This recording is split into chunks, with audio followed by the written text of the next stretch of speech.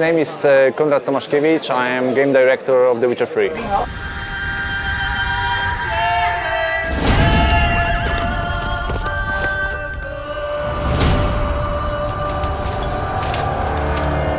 So when you started out on The Witcher 3, what were the kind of main things that you wanted to improve or change from the previous game?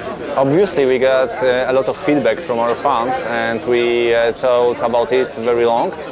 We approached the combat, we polished it, but the most important for us was that we decided that we want to do The Witcher 3 in the open world, and this was the biggest challenge for us because the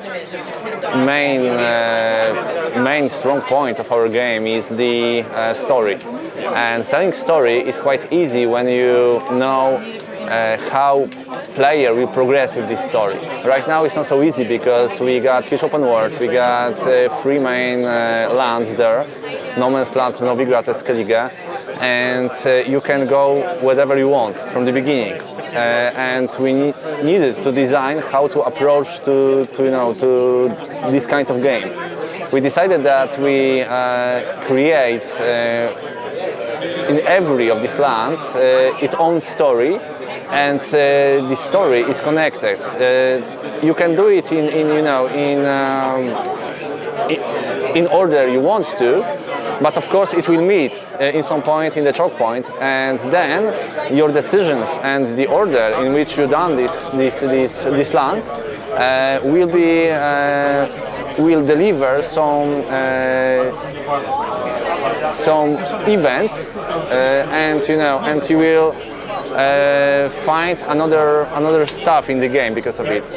Do you have a lot of these pivotal decisions like we saw in the demo that changed the world? Yes, we got a lot of them. We got also side quests which impact on the world state, and the consequences of these side quests are also so big, like decisions in the main quest. And if I want to put it in the right order, it's like this: that we got small choices in the game, which seems to be not important, but every of these choices got some consequences in the game later. And you got the flashbacks, from the Witcher 2 and first Witcher, and on this flashback you see how this choice impact on people's life or on the lands. And of course we got big events in the side quest and main quest, which changes the world at all. There's always a question when you're on the third game, but is it essential to have played the previous 2, or can you enjoy The Witcher 3 on its own? No, we designed the third part like it should be for the people who don't know the Witcher franchise at all, and they don't know books. We focus to make the learning curve very smooth, to very slowly put you into this world and give you the understanding of events, of characters, of things which are happening there, and give you this motivation and immersion which I hope give the player the need to finish the game. We've seen Geralt looking quite different in a lot of screenshots and artwork.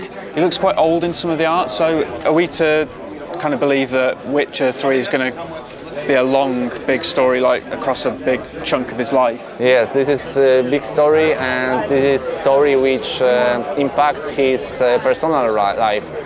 That's also impact the character, and we wanted to show how the character developed. And from the first Witcher to the last one, there is a long time of his life, and we want to give you the feeling that he went through a lot to get to the end of the game. Is older Geralt going to be a bit slower? Or his wit's going to be kind of worn down? Geralt in the books got over 100 years, and he's a mutant. His skills are always the same. Only the skin and the stuff changes. But we don't want to make him a lot older. He just looks like he's after some events, and he went through emotional, stuff all the time. How deep does the customization stuff go? Is it mostly cosmetic stuff, or is there kind of more to it than that? No, you can customize. You can customize and upgrade the armors, the gloves, of course, boots, trousers, and so on.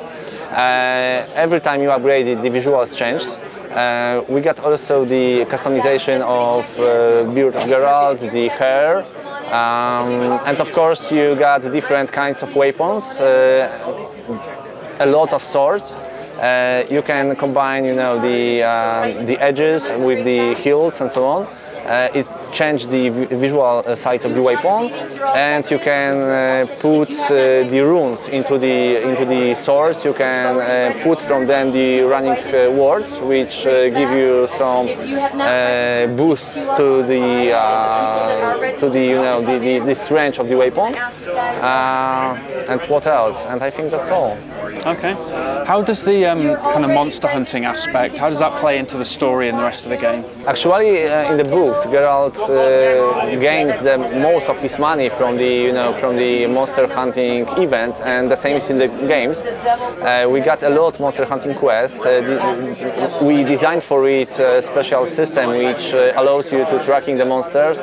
And we building every quest is different. It's very story based. Those are side quests, but they allow you to gain a lot of money and buy new stuff.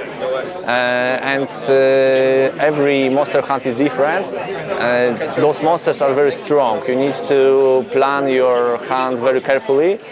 You saw the werewolf in the demo, and for the presentation purpose, the werewolf was quite weak because we got only 45 minutes to show everything. But in the final game, you gathering the knowledge about this monster, you reading books, you getting knowledge from the meeting monsters from family of the werewolves, and on the end, after the investigation period in the quest, if you know that this is the werewolf, you need to prepare for the combat.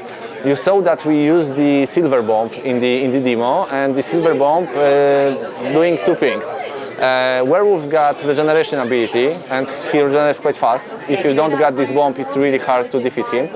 The other stuff is that in the middle of the combat, he morphs into a bigger one, and he summons the wolves. If you use the bomb, you will turn off these abilities of him. And also for the different monsters, some of them poisons you. You need to get the resistance for the potion, and every monster is designed very unique and give you a lot of fun to kill these monsters. What changes have you made to the combat to kind of cater for these big enemies? Actually, we first of all we check what people told us after the second feature. And we knew that combat was. We got some problems in the combat. We fixed all of them. Right now, the responsiveness of the combat is a lot better. The targeting of the combat is quite perfect. And we changed the animation system. Previously it was like this, that you got different times of animation, and they was quite long. You cannot break them in the middle. Right now every animation is very short, and we build the sequences of attacks from the short animations, and if you want to dodge, those animations are so short that you can dodge instantly when you want to do this. What kind of challenges has building a big open world that's so detailed like The Witcher 3, what challenges has that thrown up? First of all, the biggest challenge is to create the storyline which will immerse the player and which will be as good as in the previous game and even better, and put it into this open world, and be sure that player will be not lost in this world. Because if you're giving a lot of space for traveling, for exploring, people can forget about what they should do, what it's about, and so on. That's why we do two things. The first one is that the story is built this way that we got 3 main lands. In every land you got different story. You can do these storylines independent in order you want. But in the end, these storylines meeting in the choke point, and every decisions you made got consequences, and the order is also important. The second thing is that we create feature we call the storybooks, and the storybooks are the animated movies which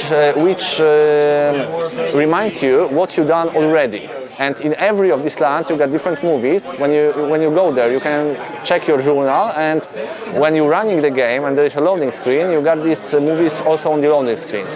I hope that this feature will remind player where they are, why they're doing it, and why it's so important to do this.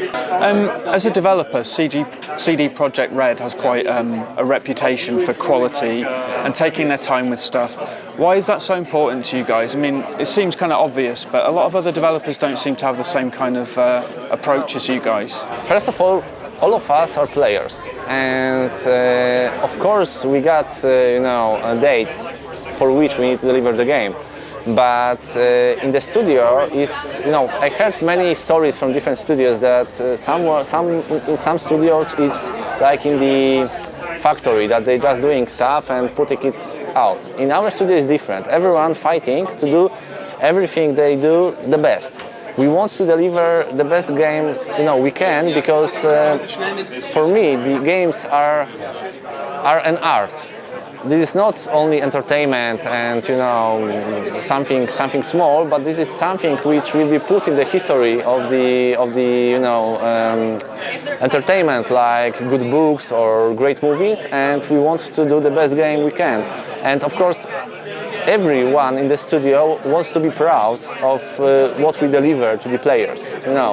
We gathering energy from them when we're hearing the response of the players, how they like the game, what is cool, what is not cool. We gathering all of this because we want to do the perfect games. It's very important for us. And me as a player, I want to get games like this. I don't want to get games which doesn't get immersion, or they are really buggy, or they are just flat.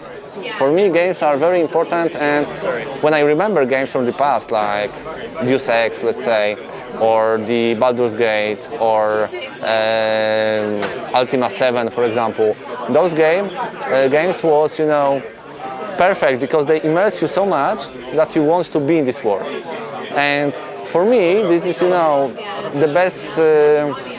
the best kind of experience when I can forgot about my problems in the real world. I can be someone else, live the adventure, and got some experience which is real for me.